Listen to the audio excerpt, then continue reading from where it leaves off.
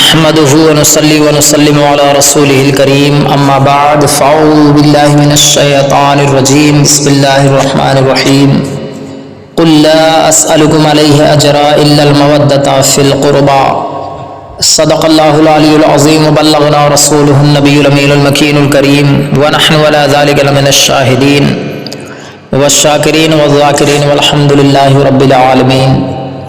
ہزار بار بشم دہن ز مشک و گلاب ہنوز نام تو گفتن کمال بی ادبی۔ حضرات آئیے کو سرز گزارش سے پیشتر بارگاہ نبوت و رسالت میں عقیدت و محبت کے ساتھ درود پاک پڑھے۔ اللہم صلی علی سیدنا شفیعنا حبیبنا مولانا محمد وآلہ وسلم، صلاۃ و سلام علیک یا رسول اللہ صلی اللہ تعالی علیہ وسلم۔ اللہ تبارک و تعالیٰ کا فضل و کرم احسان عظیم ہے کہ آج اللہ نے ہمیں یہ توفیق عطا فرمائی کہ میں آل رسول سادات کرام کے تعلق سے چند باتیں آپ تک اختصاراً پیش کروں۔ یہ اللہ کا فضل ہے، احسان ہے پیارے۔ رب تبارک و تعالیٰ کا بہت بڑا کرم ہے کہ مجھ جیسے گنہگار کو یہ سعادت عطا فرمائی کہ آج میں آپ لوگوں کے سامنے پھر سے حاضر ہوں، آل رسول سادات کرام کی تعریف و توصیف کرنے کے لیے۔ آپ دعا کریں اللہ تبارک و تعالی ہمیں حق بولنے، حق سننے، حق پر عمل کرنے کی توفیق و رفیق عطا فرمائے۔ جو آیت مقدسہ میں نے پڑھی، اللہ تبارک و تعالی نے ارشاد فرمایا قل لا اسألکم علیہ اجرا الا المودۃ فی القربى، جس کا ترجمہ ہے کہ اے محبوب آپ فرما دو میں اس پر تم سے کچھ اجرت نہیں مانگتا مگر قرابت کی محبت، میرے آل سے محبت کرو، یہ میرا مطالبہ ہے۔ اللہ تبارک و تعالیٰ اپنے پیارے رسول صلی اللہ علیہ وسلم سے ارشاد فرما رہا ہے کہ اے حبیب تم فرما دو کہ میں اس پر یعنی تبلیغ رسالت اور ارشاد و رشد و ہدایت پر تم سے کچھ اجر نہیں مانگتا مگر قرابت کی محبت، یعنی میں تم سے اپنے رشتہ داروں کی محبت کا مطالبہ کرتا ہوں۔ اے ایمان والو غور کرو، جن نفوس قدسیہ کی تعریف و توصیف اللہ تعالیٰ اور رسول اللہ صلی اللہ علیہ وسلم خود بیان کریں، قرآن و حدیث میں جن کے بے شمار فضائل و مناقب کا ذکر موجود ہے، فرش سے عرش تک پورا عالم مل کر ان کے محامد اور فضائل کا ذکر بیان کرنا چاہیں تو تعریف و توصیف کا حق ادا نہیں ہو سکتا۔ میں تو آل رسول صلی اللہ علیہ وسلم اور صحابہ کرام علیہم الرضوان کے آستانے کا گدا ہوں، اپنے بزرگوں کی دعا کے حصول کے لیے تھوڑی بہت کوشش کرتا رہتا ہوں، ہاتھ پاؤں مارتا رہتا ہوں تاکہ ہمارے آقایان نعمت و دولت رحم کھا کر کچھ کرم کی بھیک ہمارے دامن میں ڈال دیں، تاکہ میری بھی دین و دنیا سنور جائے، دین و دنیا کا بھلا ہو جائے اور ان کی توجہ سے نجات و بخشش کا سامان بھی ہو جائے۔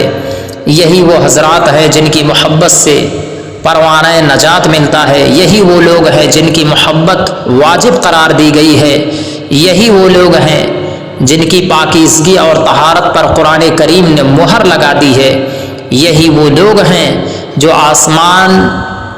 آسمان رشد و ہدایت کے چاند تارے اور سفینہ نجات ہیں، ان سے محبت کرو گے تو بیڑا پار ہو جائے گا، اور اگر ان کا ساتھ چھوڑ دو گے تو ڈوب جاؤ گے، ہلاک و برباد ہو جاؤ گے۔ آقائے نعمت اعلیٰ حضرت امام عشق و محبت امام احمد رضا علیہ الرحمت و رضوان اسی لیے ارشاد فرماتے ہیں، کیا ہی پیارا انداز ہے، اہل سنت کا ہے بیڑا پار اصحاب رسول، اہل سنت کا ہے بیڑا پار اصحاب رسول، نجم ہے اور ناؤ ہے عطرت رسول اللہ کی۔ حضرات محترم ان کے حق کو پہچانو، آل رسول صلی اللہ علیہ وسلم کا احترام کرو، ان کی عزت کرو، آل رسول کے فضائل و مناقب کو قرآن و حدیث کی روشنی میں باغور سنو۔ عاشق رسول پیارے رضا اچھے رضا امام احمد رضا سرکار اعلیٰ حضرت رحمۃ اللہ تعالی علیہ ارشاد فرماتے ہیں، تیری نسل پاک میں ہے بچہ بچہ نور کا، تو ہے عین نور، تیرا سب گھرانہ نور کا۔ خود اللہ تبارک و تعالیٰ نے قرآن پاک میں ارشاد فرمایا قل لا اسألکم علیہ اجرا الا المودۃ فی القربى، یعنی اے پیارے رسول صلی اللہ علیہ وسلم تم فرما دو میں تم سے تبلیغ دین کا کوئی معاوضہ بدلہ نہیں مانگتا، ہاں تمہیں حکم دیتا ہوں کہ تم میرے رشتہ داروں سے محبت کرو، میری آل سے محبت کرو، میرے قرابت داروں سے محبت کرو۔ حضرت علامہ یوسف بن اسماعیل رحمۃ اللہ تعالی علیہ اپنی تصنیف میں تحریر فرماتے ہیں، امام سیوطی نے در المنشور میں اور بہت سے مفسرین نے اس آیت کریمہ کی تفسیر کرتے ہوئے حضرت ابن عباس رضی اللہ تعالی عنہما سے نقل کیا ہے۔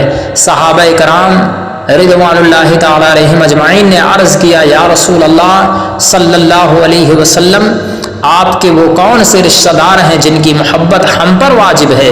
فرمایا علی، فاطمہ اور ان کے اولاد یعنی حضرت امام حسن اور حضرت امام حسین رضی اللہ تعالی عنہم۔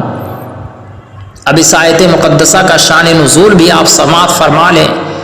در منشور میں حضرت ابن عباس رضی اللہ تعالی عنہما سے روایت ہے، انصاری صحابہ فرماتے ہیں کہ اہل بیت نے ہمارے قول سے فخر محسوس کیا۔ حضرت ابن عباس رضی اللہ تعالی عنہما نے فرمایا ہمیں تم پر فضیلت ہے۔ یہ بات نبی اکرم صلی اللہ علیہ وسلم کو پہنچی تو حضور صلی اللہ علیہ وسلم مجلس میں تشریف لائے اور فرمایا اے گروہ انصار، کیا تم بے عزت نہیں تھے؟ تو اللہ تعالیٰ نے تمہیں میرے ذریعہ عزت عطا فرمائی؟ انہوں نے عرض کیا ہاں یا رسول اللہ صلی اللہ علیہ وسلم، کیا تم مجھے جواب نہیں دیتے تھے؟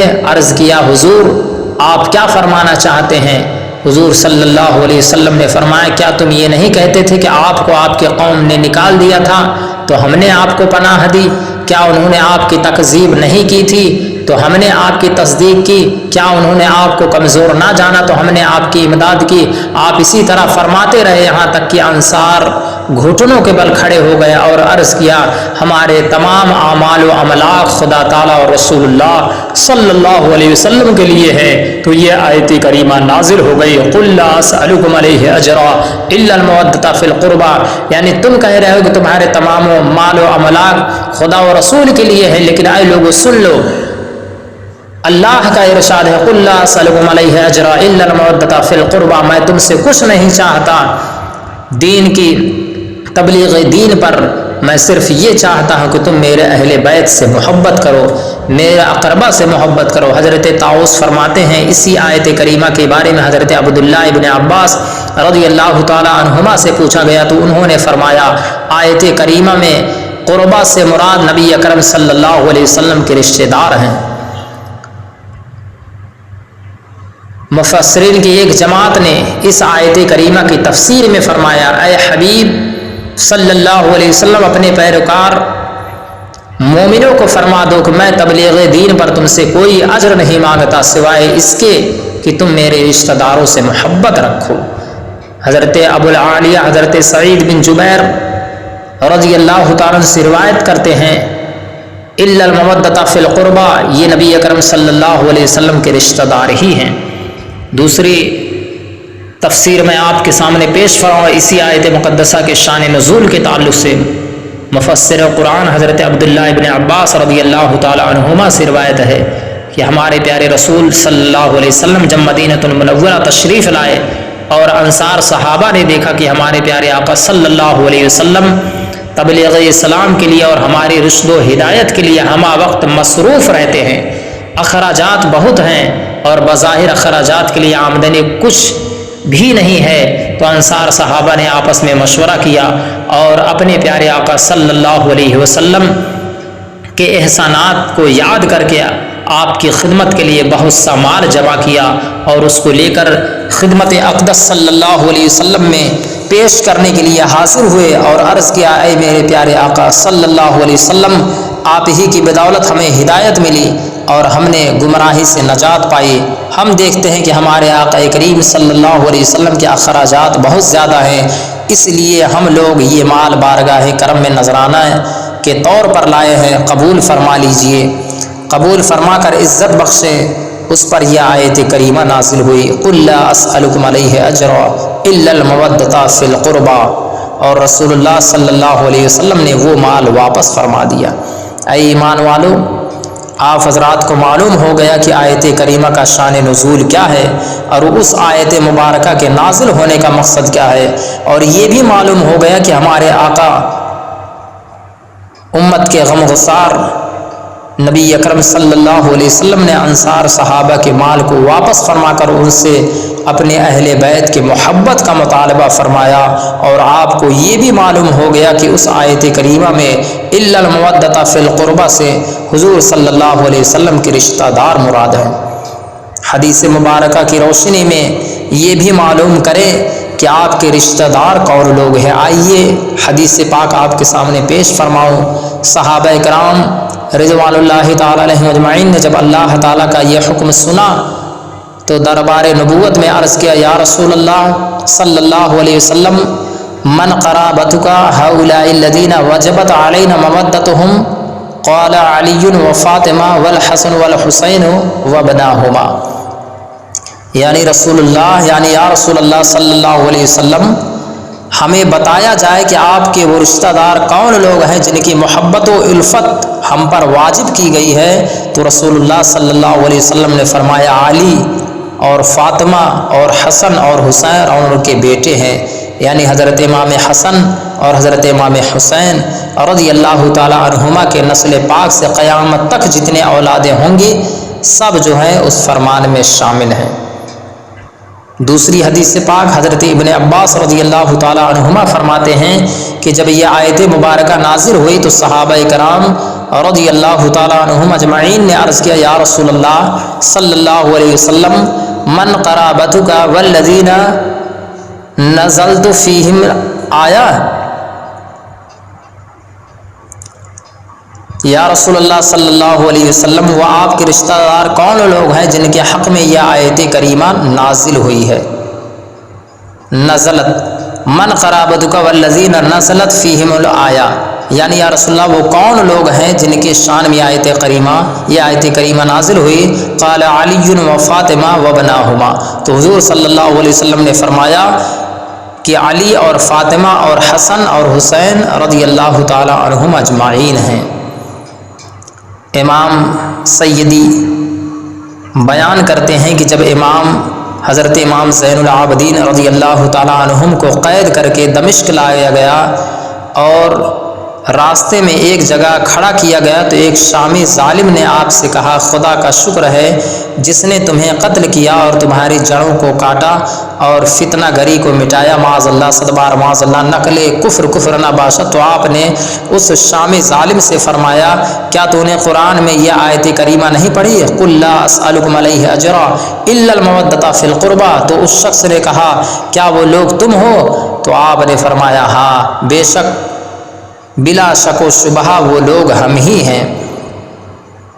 حضرت علامہ امام یوسف بن اسماعیل رضی اللہ تعالی عنہ اس واقعے کو بیان فرمانے کے بعد لکھتے ہیں کہ میں نے اس شخص کو ایمان والا نہیں سمجھتا، یعنی کہ میں جو ہے اس شخص کو ایمان والا نہیں سمجھتا۔ اس شخص کے دل میں ایمان کیسے ٹھہر سکتا ہے جو اہل بیت کے شہید کیے جانے پر خدا کا شکر ادا کرے؟ میں اللہ رسول جل شانہ صلی اللہ علیہ وسلم کا اس ملحد سے زیادہ دشمن ابو جہل کو نہیں سمجھتا۔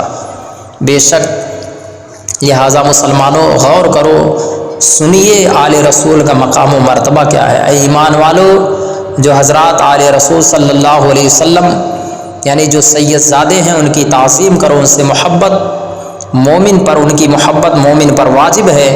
اس جہنمی فرقہ سے دور رہو جو سیدنا امام حسین رضی اللہ تعالیٰ کو باغی اور حکومت و دولت کا لالچی کہتے ہیں، معاذ اللہ رب العالمین، اور یزید پلید جیسے شرابی کو امیر المومنین اور جنتی کہتے ہیں۔ کتنے بدبخت ہیں وہ لوگ۔ ان سے صرف اتنا کہہ دو کہ آپ حضرات کے نزدیک یزید پلید اگر جنتی ہے تو قیامت کے دن جو حشر یزید پلید کا ہوگا وہی حشر یزید پلید کے ساتھ تیرا بھی ہوگا۔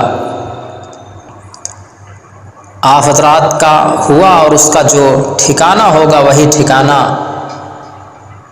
تمہارا بھی ہوگا۔ اور ہم سنی مسلمان صد بار سبحان اللہ۔ ہم سنی مسلمانوں کا حشر قیامت کے دن پیارے نبی اکرم صلی اللہ علیہ وسلم کے شہزادے امام حسین رضی اللہ تعالیٰ کے ساتھ ہو، اور جہاں امام حسین رضی اللہ تعالیٰ ہیں ہم سنیوں کا ٹھکانہ بھی وہیں رہے گا۔ اپنا اپنا مقدر ہے، تمہارے نصیب میں اہل بیت سے بغض و عناد ہے، اور ہم غلامان غوث و خواجہ و رضا رضی اللہ تعالیٰ عنہم کے نصیبے میں محبت آل رسول صلی اللہ علیہ وسلم ہیں۔ جبھی تو ہمارے امام فرماتے ہیں کیسے آقاؤں کا بندہ ہوں رضا، کیسے آقاؤں کا بندہ ہوں رضا، بول بالے میرے سرکاروں کے ہیں، تیری نسل پاک میں ہے بچہ بچہ نور کا، تو ہے عین نور، تیرا سب گھرانہ نور کا۔ پیارے آئیے آل رسول کی فضیلتوں کے تعلق سے چند حدیث پاک پیش کروں۔ پیارے آقا صلی اللہ علیہ وسلم نے تبلیغ و رسالت و ہدایت پر کوئی معاوضہ اور بدلہ طلب نہیں کیا سوائے اہل قرابت یعنی رشتہ داروں کی محبت کے۔ حدیث پاک میں ہے، حضرت عبداللہ ابن عباس رضی اللہ تعالی عنہما سے روایت ہے کہ ہمارے پیارے آقا صلی اللہ علیہ وسلم نے فرمایا، لوگو اللہ تعالیٰ سے محبت رکھو، اس لیے کہ وہ تمہارا رب ہے اور وہ تمہیں نعمت و دولت عطا فرماتا ہے۔ وَأَحِبُّونِ لِحُبِّ اللَّهِ وَأَحِبُّ أَهْلَ بَيْتِي لِحُبِّي، اور مجھ سے محبت رکھو اللہ کی محبت کی وجہ سے، اور میرے اہل بیت سے محبت کرو میری محبت کی وجہ سے۔ دوسری حدیث پاک میں فرمایا، من مات علی حب آل محمد ماتا شہیدہ، جو شخص اہل بیت کی محبت پر انتقال کیا اس نے شہادت کی موت پائی۔ آگے ارشاد فرمایا، الا ومن مات علی حب آل محمد مات مغفور اللہ، آگاہ ہو جاؤ جو شخص اہل بیت کی محبت پر مرا اس شخص کے تمام گناہ بخش دیے گئے۔ اور دوسری حدیث پاک میں ہے، الا ومن مات علی حب آل محمد مات تاتبا، ہوشیار ہو جاؤ جو شخص اہل بیت کی محبت پر انتقال کیا وہ توبہ کر کے مرا۔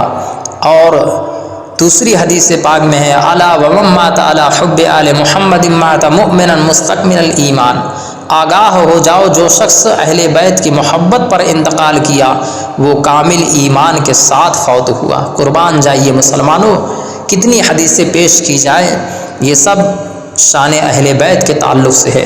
رسول اللہ کے گھر والوں کی شان کیا ہے ملاحظہ فرمائیں۔ اور دوسری حدیث پاک میں ہے، الا ومن مات علی حب آل محمد بشرہ ملک الموت بالجنہ ثم منکر و نکیر، غور سے سن لو جو شخص اہل بیت کی محبت پر انتقال کیا اسے ملک الموت علیہ السلام اور پھر قبر کے فرشتے جنت کی بشارت دیتے ہیں، یعنی موت کے فرشتے بھی اسے جنت کی بشارت دیتے ہیں، ملک الموت بھی اور منکر نکیر بھی اسے جنت کی بشارت دیتے ہیں جو آل رسول کی محبت میں فوت ہوا، جو امام عالی مقام کی محبت میں فوت ہوا۔ یہ شان ہے، شان اہل بیت ہے، یہ حضور کے گھر والوں کی شان ہے۔ الا ومن مات علی حب آل محمد یزف الی الجنہ کما تزف العروس الی بیت زوجها، ہاں سن لو جو شخص اہل بیت کی محبت پر انتقال کیا وہ شخص ایسی عزت کے ساتھ جنت میں لے جایا جائے گا جیسے دلہن کو دولہے کے گھر بھیجا جاتا ہے۔ سبحان اللہ، صد بار سبحان اللہ، یہ شان اہل بیت ہے۔ اور حدیث پاک میں ہے، الا ومن مات علی حب آل محمد فتح له فی قبرہ بابان الی الجنہ، یقین جان لو جو شخص اہل بیت کی محبت میں انتقال کیا اس کی قبر میں جنت کے دروازے کھول دیے جاتے ہیں۔ اور دوسری حدیث پاک میں ہے، الا ومن مات علی حب آل محمد جعل اللہ قبرہ مزار ملائکۃ الرحمہ، اچھی طرح جان لو جو شخص اہل بیت کی محبت پر انتقال کیا اللہ تعالیٰ اس کی قبر کو رحمت کے فرشتوں کے لیے زیارت گاہ بنا دیتا ہے۔ آگے ہے، الا ومن مات علی حب آل محمد مات علی السنہ والجماعہ، آگاہ ہو جاؤ جو شخص اہل بیت کی محبت پر انتقال کیا وہ شخص مسلک اہل سنت والجماعت پر فوت ہوا۔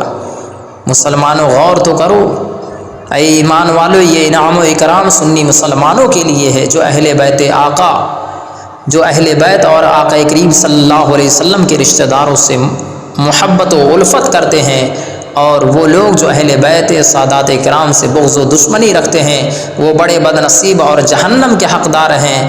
کس زباں سے ہو بیان مدح خان اہل بیت، مدح گوئے مصطفیٰ ہے مدح خان اہل بیت، بے ادب گستاخ فرقہ کو سنا دے اے حسن، یوں بیاں کرتے ہیں سنی داستان اہل بیت۔ یہ شان ہے اہل بیت اکرام کی، یہ شان ہے سید الشہداء امام علی مقام رضی اللہ تعالیٰ کی، یہ شان ہے مولا علی مشکل کشا شیر خدا حضرت علی رضی اللہ تعالیٰ کی۔ پیارے خوب غور سے سن لو، جو شخص آل رسول صلی اللہ علیہ وسلم کے بغض پر مرا وہ قیامت کے روز اس حال میں آئے گا کہ اس کی آنکھوں کے درمیان لکھا ہوگا اللہ تعالیٰ کی رحمت سے نا امید۔ یہ جو حدیثیں میں نے پیش فرمائی، یہ وہ لوگ ہیں جو اہل بیت کی محبت میں انتقال کیے تو ان کے لیے جنت کی بشارت ہے۔ فرشتے ان کے قبر پر زیارت گاہ بنے، قبر کی زیارت کر رہے ہیں، زیارت گاہ بن جاتے ہیں، فرشتگانے کی زیارت گاہ بن جاتی ہے، ان کے لیے جنت کی بشارتیں ہیں، اللہ کی رحمت و برکت کے وہ حامل ہیں۔ لیکن وہیں پر جو لوگ اہل بیت کی دشمنی میں، بغض و عناد میں انتقال کرتے ہیں، ان کے لیے اللہ تبارک و تعالیٰ کا عذاب ان کے لیے ہے۔ خبردار، حدیث پاک میں ہے، خبردار جو شخص آل رسول کے بغض یعنی دشمنی پر مرا تو وہ شخص کافر مرا۔ اور حدیث پاک میں ہے، کان کھول کر سن لو، جو شخص آل رسول صلی اللہ علیہ وسلم کے بغض و عداوت پر مرا وہ جنت کی خوشبو سے بھی محروم ہوگا۔ جنت کی خوشبو جو 500 برس کے راستے سے ہی شروع ہو جائے گی آنی، وہ جنت کی خوشبو بھی نہیں پائے گا جو اہل بیت سے دشمنی رکھتا ہے، تو جنت میں جانا تو بہت دور ہے۔ حضرت سیدہ طیبہ طاہرہ مخدومہ کائنات حضرت مولا علی، حضرت امام حسن و حسین رضی اللہ تعالیٰ عنہم اجمعین اہل بیت ہیں، اور اہل بیت ہی آل رسول ہیں، اور یہ نقل جو ہے تواتر سے ثابت ہے۔ پیارے، بعض حضرات نے کہا وہ قریبی رشتہ دار ہیں، اور بعض نے کہا وہ آپ کی امت ہیں، جس نے آپ کی دعوت و تبلیغ کو قبول کیا۔ اگر ہم آل کو قریبی رشتہ داروں پر محمول کرے تو اہل بیت ہی آل رسول ہیں، اور اگر اس امت پر محمول کرے جس نے آپ کی دعوت و تبلیغ کو قبول کیا تو بھی اہل بیت آل رسول میں داخل ہیں۔ ثابت ہوا کہ وہ ہر صورت پر آل رسول ہیں، اور دوسروں کا آل میں داخل ہونا یہ اختلافی ہے۔ پیارے، اللہ تبارک و تعالیٰ کا فضل ہے کہ ہم آل رسول سے عقیدت رکھنے والے ہیں۔ تعظیم آل رسول یہ بہت بڑی سعادت ہے۔ پیارے، اے ایمان والو، سادات کرام کی تعظیم کرنے والا اور آل رسول کی خدمت کرنے والا بڑا خوش بخت اور صاحب نصیب ہوتا ہے، دنیا میں بھی بہتر صلہ پاتا ہے، اور قیامت کے دن پیارے نبی کریم صلی اللہ علیہ وسلم کے ہاتھوں بڑے بڑے انعام و اکرام سے نوازا جائے گا۔ چند واقعات پیش کرتا ہوں، آپ سماعت فرما لیں۔ فتاوی رضویہ شریف میں عاشق رسول امام احمد رضا حضور اعلیٰ حضرت رحمۃ اللہ تعالیٰ علیہ تحریر فرماتے ہیں، ابن عساکر امیر المومنین حضرت مولا علی رضی اللہ تعالیٰ سے روایت کرتے ہیں کہ ہمارے پیارے آقا صلی اللہ علیہ وسلم نے فرمایا، جو شخص میرے اہل بیت میں کسی کے ساتھ اچھا سلوک کرے گا میں روز قیامت اس کا صلہ اسے عطا فرماؤں گا۔ حضرات محترم، آل رسول کی محبت، ان کی خدمت یہ بہت بڑی سعادت مندی ہے۔ آئیے ایک واقعہ امیر المومنین حضرت عمر بن عبدالعزیز رضی اللہ تعالیٰ کا آپ کے سامنے پیش کروں۔ حضرت عبداللہ بن حسن رضی اللہ تعالیٰ امیر المومنین حضرت عمر بن عبدالعزیز رضی اللہ تعالیٰ کے پاس گئے۔ وہ نوعمر تھے، ان کی بڑی بڑی زلفیں تھیں۔ حضرت عمر بن عبدالعزیز رضی اللہ تعالیٰ نے انہیں اونچی جگہ بٹھایا، ان کی طرف متوجہ ہوئے اور ان کی ضرورتیں پوری کی۔ پھر ان کے جسم کے ایک ایک حصے کو دبایا، یعنی آپ نے ان کی خدمت کی اور عرض کیا شفاعت کرنے کے لیے اسے یاد رکھنا، یعنی آپ نے گزارش کی کہ شفاعت کے لیے اسے یاد رکھنا، یعنی میری اس خدمت کو۔ جب وہ تشریف لے گئے تو ان کی قوم نے انہیں لعنت و ملامت کیا اور کہا آپ نے ایک نوعمر بچے کے ساتھ ایسا سلوک کیا۔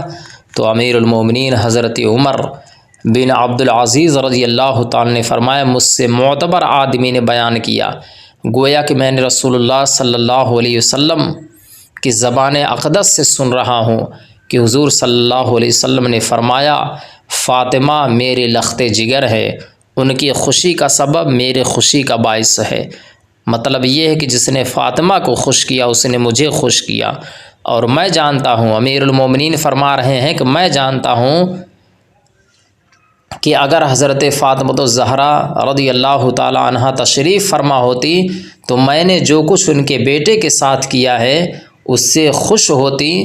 لوگوں نے پوچھا کہ آپ نے ان کے جسم کو دبایا ہے اور جو کچھ ان سے کہا اس کا کیا مطلب؟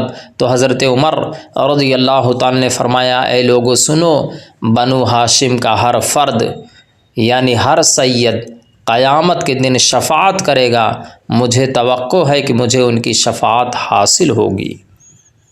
آپ اندازہ لگائیے آل رسول کی کیسی عقیدت امیر المومنین کے دل میں ہے۔ آئیے ایک واقعہ حضرت عبداللہ ابن مبارک کا بھی پیش کرو جو بڑا ہی اہم واقعہ ہے پیارے۔ بتایا جاتا ہے، روایتوں میں بات آئی ہے کہ ایک مرتبہ بغداد شریف میں ایک حج کا قافلہ جو ہے آیا ہے، حجاج کا ایک قافلہ بغداد شریف میں آیا۔ حضرت عبداللہ ابن مبارک فرما رہے ہیں کہ میں نے ان کے ساتھ حج کے لیے جانے کا ارادہ کیا، اپنی آستین میں 500 دینار ڈالے اور بازار کی طرف نکلا تاکہ حج کے ضروریات کے سامان خرید لاؤں۔ میں ایک راستے پر جا رہا تھا کہ ایک عورت میرے سامنے آئی۔ اس عورت نے کہا، اللہ تعالیٰ تم پر رحم فرمائے، میں سید زادی ہوں، میری بچیوں کے تن ڈھانپنے کے لیے کپڑا نہیں ہے اور آج چوتھا دن ہے، ہم نے کچھ کھایا نہیں ہے۔ اس کی گفتگو میرے دل میں اتر گئی، اس سید زادی کی گفتگو میرے دل میں اتر گئی۔ حضرت عبداللہ ابن مبارک فرما رہے ہیں، میں نے وہ 500 دینار جو حج کے سامان خریدنے کے لیے لے جا رہا تھا، وہ 500 دینار میں نے ان کے دامن میں ڈال دیے اور انہیں کہا آپ اپنے گھر جائیں اور ان دیناروں سے اپنی ضروریات پوری کر لیں۔ میں نے اللہ کا شکر ادا کیا، واپس آ گیا۔ اللہ تعالیٰ نے اس بار حج پر جانے کا ارادہ شوق میرے دل سے نکال دیا اللہ تبارک و تعالی۔ دوسرے لوگ چلے گئے، حج کیا اور واپس لوٹ آئے۔ میں نے سوچا دوستوں سے ملاقات کراؤں اور انہیں سلام کراؤں، چنانچہ میں گیا۔ جس دوست سے ملتا اسے سلام کہتا اور کہتا، اللہ تعالیٰ تمہارا حج قبول فرمائے اور تمہاری کوششوں کو جزائے خیر عطا فرمائے، تمہاری کوشش کو جزائے خیر عطا فرمائے۔ تو وہ شخص مجھے کہتا کہ اللہ تعالیٰ تمہارا حج بھی قبول فرمائے۔ کئی دوستوں کے پاس گئے، سب نے یہی کہا، آپ سلام کرتے اور کہتے اللہ تمہارے حج کو قبول فرمائے، دوست آپ کو بھی کہتے کہ اللہ آپ کے بھی حج کو قبول فرمائے۔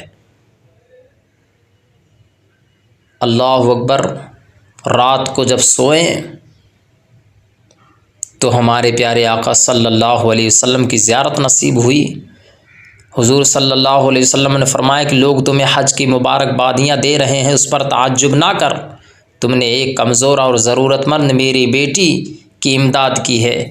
تو میں نے اللہ تعالیٰ سے دعا کہ اللہ تعالیٰ نے ہو بہو تجھ جیسا یعنی تمہارے شکل کا فرشتہ پیدا فرمایا جو ہر سال تمہاری طرف سے حج کرے گا۔ اب اگر تم چاہو تو حج کرو اور چاہو تو نہ کرو، مگر تمہیں ہر سال حج کرنے کا ثواب ملتا ہی رہے گا۔ یہ ہے ایک سید زادی کی خدمت کا ثواب اور صلہ پیارے۔ آئیے پیارے ایک آخری بات پیش کر کے ایک آخری واقعہ جو بڑا ہی مشہور ہے، اعلیٰ حضرت عظیم البرکت مجدد دین و ملت امام احمد رضا خان علیہ رحمۃ الرضوان کا واقعہ جو بڑا ہی مشہور ہے، سب جانتے ہیں، لیکن یہاں پر واقعہ بتانا مقصود نہیں ہے پیارے، بلکہ ذہن میں بات اتار دینا چاہتا ہوں۔ امام اہل سنت کی سواری کے لیے پالکی دروازے پر لگا دی گئی تھی، سینکڑوں مشتاقان دیدار انتظار میں کھڑے تھے۔ وضو سے فارغ ہو کر کپڑے زیب تن فرمائے، امامہ باندھا اور عالمانہ وقار کے ساتھ باہر تشریف لائے۔ چہرے انور سے فضل و تقوی کے کرن پھوٹ رہی تھی، شب بیدار آنکھوں سے فرشتوں کا تقدس برس رہا تھا۔ طلعت و جمال کی دلکشی سے مجمع پر ایک رقت انگیز بے خودی کا عالم طاری تھا، گویا پروانوں کے ہجوم میں ایک شمع فیروزہ مسکرا رہی تھی۔ پاپوشی کا سلسلہ ختم ہونے کے بعد کہاروں نے پالکی اٹھائی، آگے پیچھے داہنے بائیں نیاز مندوں کی بھیڑ ہمراہ چل رہی تھی۔ آپ پالکی میں بیٹھے، کہار پالکی لے کر چلے، تھوڑی ہی دور چلے تھے کہ امام اہل سنت نے آواز دی، پالکی روک دو۔ حکم کے مطابق پالی رکھ دی گئی، ہمراہ چلنے والا مجمع بھی وہیں رک گیا۔ اس طرح آپ کی حالت میں باہر تشریف لائے، کہاروں کو اپنے قریب بلایا اور بھررائی ہوئی آواز میں دریافت کیا، آپ لوگوں میں کوئی آل رسول تو نہیں؟ اپنے جد اعلیٰ کا واسطہ سچ بتائیے۔ قسم دے کر آپ نے فرمایا کہ اپنے جد اعلیٰ کا واسطہ ہے تمہیں کہ سچ بتائیے، میرے ایمان کا ذوق لطیف تن جانا کی خوشبو محسوس کر رہا ہے۔ اس سوال پر اچانک ان میں سے ایک شخص کے چہرے کا رنگ فق ہو گیا، پیشانی پر غیرت و پشیمانی کی لکیریں ابھر آئیں، بے نورانی آشفتہ حالی اور گردش ایام کے ہاتھوں ایک پامال زندگی کے آثار اس کے انگ انگ سے آشکار تھے۔ کافی دیر تک خاموش رہنے کے بعد نظریں جھکائی، دبی زبان سے کہا، مزدور سے کام لیا جاتا ہے، ذات پات نہیں پوچھی جاتی۔ آپ نے میرے جد اعلیٰ کا واسطہ دے کر میری زندگی کا ایک سربستہ راز فاش کر دیا۔ سمجھ لیجئے کہ میں اسی چمن کا ایک مرجھایا ہوا پھول ہوں جس کی خوشبو سے آپ کی مشام جاں معطر ہے۔ رگوں کا خون نہیں بدل سکتا، اس لیے آل رسول صلی اللہ علیہ وسلم ہونے سے انکار نہیں ہے، لیکن اپنے خواہ برباد زندگی کو دیکھ کر یہ کہتے ہوئے شرم آتی ہے، چند مہینے سے آپ کے شہر میں آیا ہوں، کوئی ہنر نہیں جانتا کہ اسے اپنا ذریعہ معاش بناؤ۔ پالکی اٹھانے والوں سے رابطہ قائم کر لیا ہے، ہر روز سویرے ان کے جھنڈ میں آ کر بیٹھ جاتا ہوں اور شام کو اپنے حصے کی مزدوری لے کر اپنے بال بچوں میں لوٹ جاتا ہوں۔ ابھی ان کی بات تمام بھی نہ ہوئی تھی کہ لوگوں نے پہلی بار تاریخ کا یہ حیرت انگیز منظر دیکھا کہ عالم اسلام کا ایک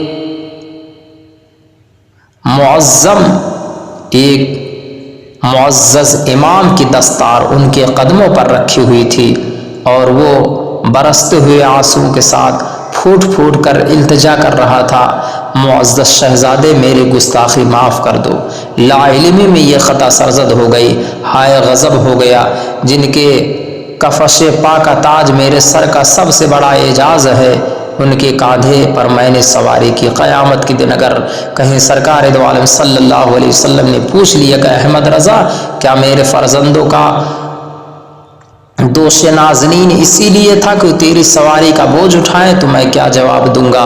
اس وقت بھرے میدان محشر میں میرے ناموں سے عشق کی کتنی بڑی رسوائی ہوگی۔ اس ہولناک تصویر سے کلیجہ شک ہوا جا رہا ہے۔ دیکھنے والوں کا بیان ہے کہ جس طرح امام عاشق